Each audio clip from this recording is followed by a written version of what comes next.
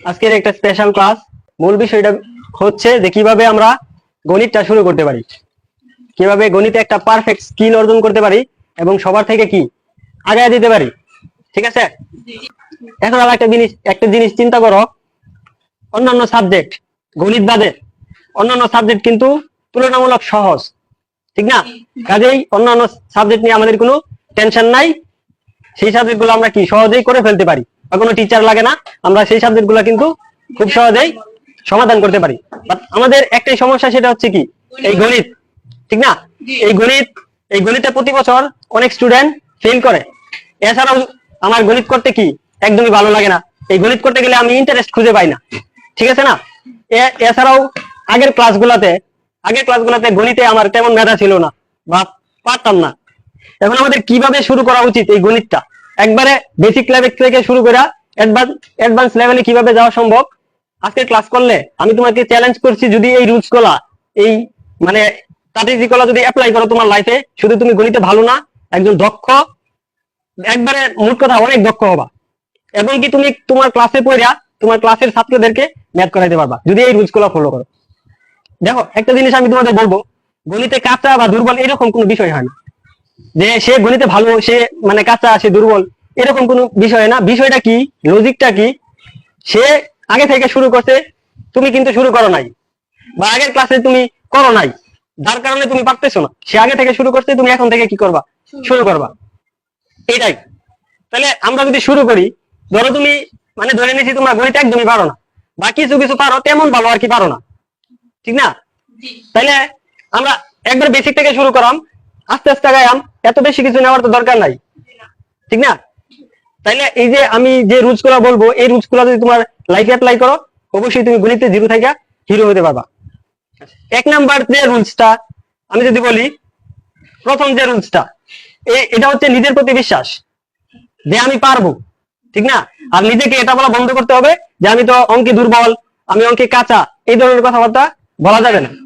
যে এর পরিবর্তে কি বলতে হবে, যে সবাই পারলে আমিও পারবো, আমি চেষ্টা করলে অবশ্যই পারবো। তাহলে এই যে কিভাবে শুরু করব সেটাও তো আমাদের জানতে হবে, ঠিক না? তাহলে প্রথমে নিজের প্রতি যে পজিটিভ অ্যাটিটিউড, যে আমি পারবো, এটা আগে মাথার মধ্যে নিতে হবে। তাহলে প্রথম রুলসটা কি, নিজের মধ্যে একটা পজিটিভ অ্যাটিটিউড, যে সবাই পারলে আমিও পারবো, আমি চেষ্টা করলে অবশ্যই পারবো। আর একটা বিষয়, গণিতে মানে গণিতে ভালো কাঁচা এরকম কিছুই না, যারা আগে থেকে শুরু করছে তারা একটু আগে গেছে, হয়তো বা তুমি সময় নষ্ট করছো, যার কারণে এখন পারতেছো না, এটাই। তারপরে 2 নাম্বার রুলসটা আছে কি, তোমাদের যতদিন ধরে ক্লাস নিতেছি 1.5 বছর, এ থেকে বুঝলাম যে তোমাদের বেসিক যে কনসেপ্ট, এগুলাই খুবই দুর্বল, ঠিক আছে? প্রথমে আমাদের বেসিক কনসেপ্টের উপরে জোর দিতে হবে। ধরো তুমি একটা অধ্যায় শুরু করলা, যে প্রত্যেকটা স্টুডেন্ট যে ভুলগুলা করে, এই ভুলগুলা কিন্তু করা যাবে না। কিরকম ভুল করে, একটা অধ্যায় ধরলো, এই অধ্যায়ের বেসিক জিনিসগুলা বা কনসেপ্ট ক্লিয়ার না করাই অঙ্ক করতে শুরু করে, এটা কিন্তু করা যাবে না। আগে আমাদের ওই যে অধ্যায়টা ধরাম, ওই অধ্যায়ের বেসিকটা ক্লিয়ার করতে হবে, বুঝতে পারছো? তারপরে আমরা সামনের দিকে আগাম। যদি তুমি হঠাৎ করে কিছু না জানি না বুঝা অঙ্ক করতে শুরু করো, তখন কিন্তু অঙ্কের মধ্যে আটকে যাবে, এটাই স্বাভাবিক।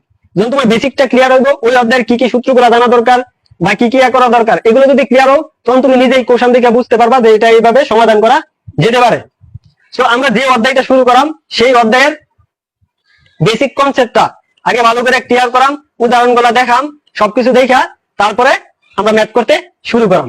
প্রথমেই আমরা একটা অধ্যায় ধরে ম্যাথ করলে অবশ্যই ফাইসা দেন, ঠিক আছে? আরেকটা জিনিস, গণিত কিন্তু মুখস্থের বিষয় না, এটা কিন্তু বুঝতে হইবে। সাপোজ ধরো আমি তোমার একটা সূত্র বললাম, সূত্রটা হচ্ছে দুইটা সংখ্যার গুণফল যা হবে, ওই দুইটা সংখ্যার লসাগু এবং গসাগুর গুণফল একই হবে, এটা একটা সূত্র। ধরো কি বললাম, একটু বলার চেষ্টা করো, মানে দুইটা সংখ্যার গুণফল আমি যদি লিখি, সূত্রটা লিখে, সূত্র দুইটি সংখ্যার গুণফল যা হবে, ওই দুইটি সংখ্যার সংখ্যার লসাগু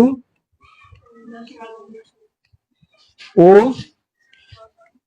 গসাগু গুণফল একই হবে। জাস্ট তোমার এই সূত্রটা বললাম যে এই সূত্রটা মুখস্থ করবা। হ্যাঁ, এটা কেন হয়, এটার লজিকটা কি, এই জিনিসটা বুঝলা না, জাস্ট মুখস্থ করলা। এই মুখস্থ জিনিসটা তুমি কতদিন রাখতে পারবা? মানছি তুমি একটা সময় রিভিশন দিবা, দেওয়ার পরে আবার 2-3 দিন মনে থাকবে, বা একটা সময় গ্যাপ গেলে আবার কিন্তু এই লাইনটা ভুলে দেবা, কারণ এটার ব্যাখ্যা সহ আমরা কিন্তু শিখছি না। যদি আমরা এই লাইনটা এভাবে শিখি যে দুইটা সংখ্যার গুণফল যা হবে, তাহলে দুইটা সংখ্যা, যে কোনো দুইটা সংখ্যা বলছি, তাহলে ধরো 4 আর 8, ধরো 4 আর 8, এই দুইটা সংখ্যার গুণফল যা হবে, গুণফল কত হবে? 4 আর 8 এর 32 না, 32 হবে। এখন এই জিনিসটা দেখো, ওই দুইটা সংখ্যার, এই দুইটা সংখ্যার লসাগু এবং গসাগুর গুণফল কি হবে? একই হবে। তাহলে 4 আর 8 এর লসাগু আর গসাগু বের করতে পারতো না? লসাগু কেমনে বার করে? এটা ভাগ, ঠিক না? 2 দেয়া 2 আর হচ্ছে 4, আবার 2 দেয়া 1 আর কত 2। এখন এটা লসাগু কত হইছে? লসাগু 8, 2 যদি 4 আর 8। এখন যদি গসাগুর টেকনিকটা, গসাগুর শেষ লাইন বাদ দিতে হয় আর এই দুইটা নিতে হয়, গসাগুর টেকনিকটা, তাহলে গসাগু কত হইব? গসাগু হচ্ছে 4, গসাগু হচ্ছে 4। এখন যদি 4 আর 8 গুণ করো কত? 32। 8 আর 4 গুণ করলে 32। তাহলে এই যে মিলছে এটার সাথে 32, তাহলে দুইটা সংখ্যার গুণফল যা হবে ওই দুইটা সংখ্যার লসাগু এবং গসাগুর গুণফল একই হবে। এইভাবে বেসিক কনসেপ্ট ক্লিয়ার করে আমাদের মানে শিখতে হবে, তাহলে আমাদের কি থাকবে? মনে থাকবে। সো গণিত অঙ্ক কিন্তু মুখস্থের বিষয় না, অঙ্ক আমাদের বুঝতে হবে, ঠিক আছে? এই যে এইভাবে বিস্তারিত শিখলাম, তুমি চাইলে যে কোনো সংখ্যা দিয়া চেক করতে পারো, যে কোনো দুইটা সংখ্যা নিবা, ওটার গুণ করবা, গুণফল যা হবে, আর ওই দুইটা সংখ্যার লসাগু গসাগু বের করে গুণফল বের করবা, এই একই হবে, ঠিক আছে? আচ্ছা, এটা গেল কয় নাম্বার স্টেপ? 2 নাম্বার। আমরা যে অধ্যায়টা শুরু করলাম সেই অধ্যায়ের বেসিক জিনিসগুলা আগে শিখা তারপর আমরা আস্তে আস্তে আগাবো। অন্যান্য স্টুডেন্টের তুলনায় এই ভুলগুলো আমাদের করা যাবে না। 2 নাম্বার গেল। 3 নাম্বার দেখো, 3 নাম্বার যে টপিকটা আমি বললাম, রোজ অঙ্ক করা।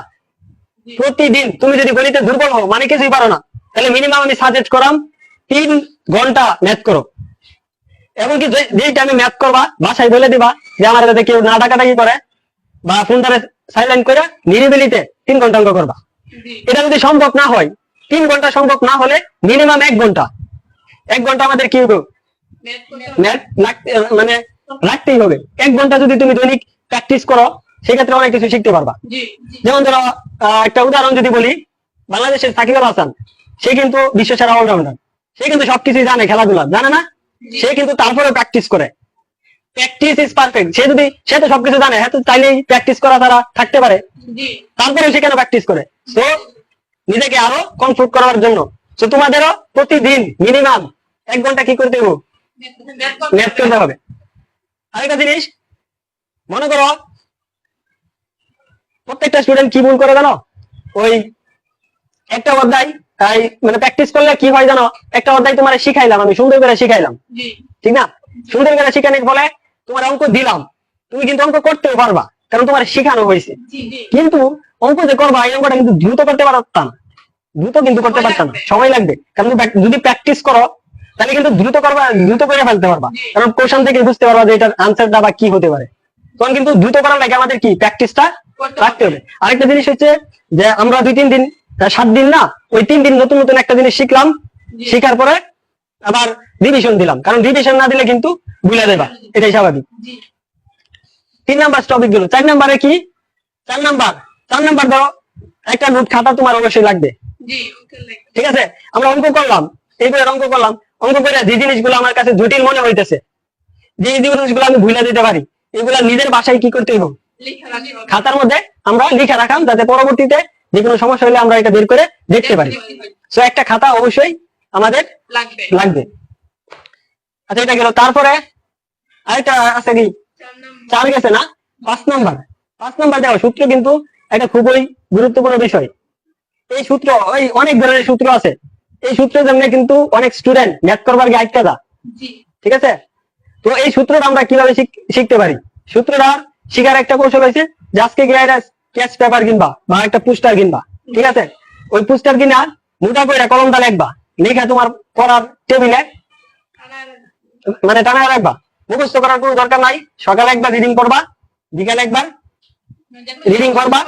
মানে যেহেতু আমার টেবিলের সামনে থাকবে, অবশ্যই কি আমাদের যাবে ওখানে একবার রিডিং করলেই আশা করি 1 মাস 2 মাস তোমার চোখে পড়তে পড়তে ওই সূত্রগুলা অবশ্যই তোমার মুখস্থ হয়ে যাবে। এছাড়া কোনো সূত্র আর কোনো লজিক নাই।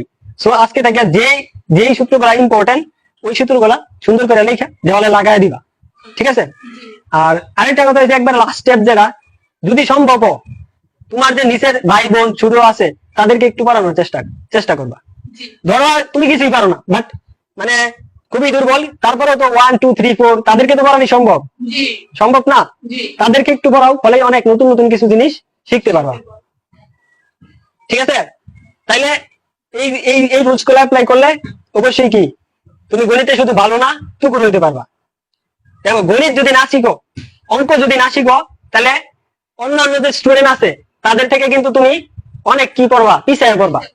এছাড়াও চাকরির জীবনে ভবিষ্যতে চাকরির প্রিপারেশনে অনেক বাধার সম্মুখীন হইতে হবে, ঠিক আছে? সো গণিতের একটা পারফেক্ট স্কিল অর্জন করিয়া সবার থেকে আগানি আমাদের দরকার না। অন্যান্য সাবজেক্টের তুলনামূলক সহজ, বাট আমাদের গণিতটাই তো সমস্যা, কারণ এটা বোর্ডিং লাগে, কোনো ইন্টারেস্টিং খুঁজে পাই না, ঠিক আছে না? তাহলে এই গণিতে একটা পারফেক্ট স্কিল যদি তুমি অর্জন করো, তাহলে কিন্তু সবার থেকে আগায় থাকবা, সব জায়গায় তুমি রেসপেক্ট পাইবা, গণিত আর ইংলিশ, ঠিক আছে? এই গণিতটা খুবই ইম্পর্টেন্ট। সো আমি যে রুলস গুলা বলছি, এই রুলস গুলা যদি তোমার লাইফে অ্যাপ্লাই করো, অবশ্যই সম্ভব একবারে গণিতে জিরো থেকে হিরো হবো। আমি তো বলছি সবকিছু আমি কাঁচা দুর্বল, আমরা একবার বেসিক লেভেল থেকে শুরু করাম, ঠিক না? আস্তে আস্তে আগায়াম, এত বেশি কিছু নেওয়ার তো দরকার নাই।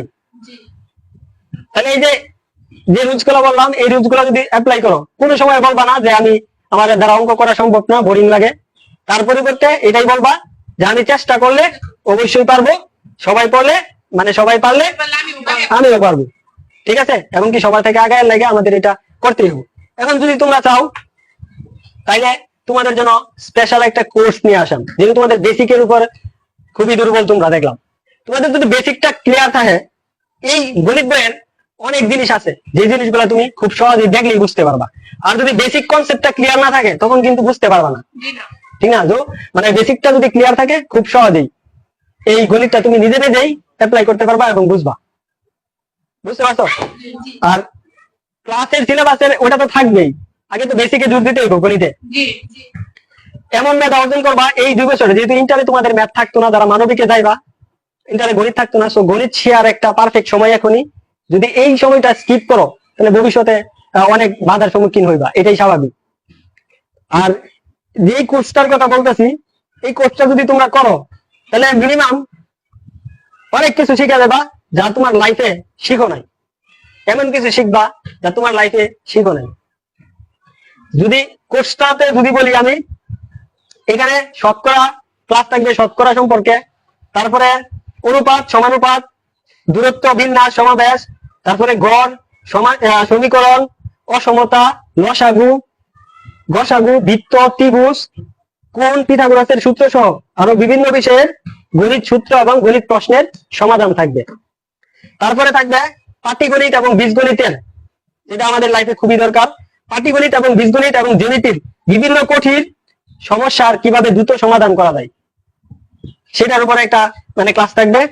তারপরে থাকবে দ্রুত গতিতে সমাধানের জন্য যা কিছু আছে তার থেকেও সহজ কিছু শর্টকাট টেকনিক আছে, কিভাবে আমরা খুব দ্রুত সময়ে, যেহেতু পরীক্ষার হলে খুব কম সময় থাকে, কিভাবে আমরা দ্রুত সময়ে একটা ম্যাথ সমাধান করতে পারি, ঠিক আছে? ওটাও এই কোর্সের মধ্যে থাকবে।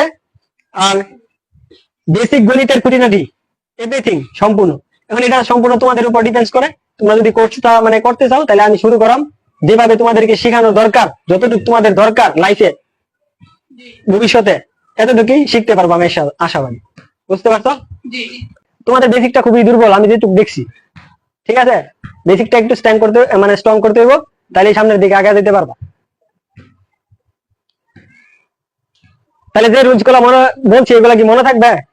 গণিতে কি একটু তো হতে মন চাই না? অন্যান্যদের স্টুডেন্টের তুলনায় আগে যাওয়ার মন চাই না?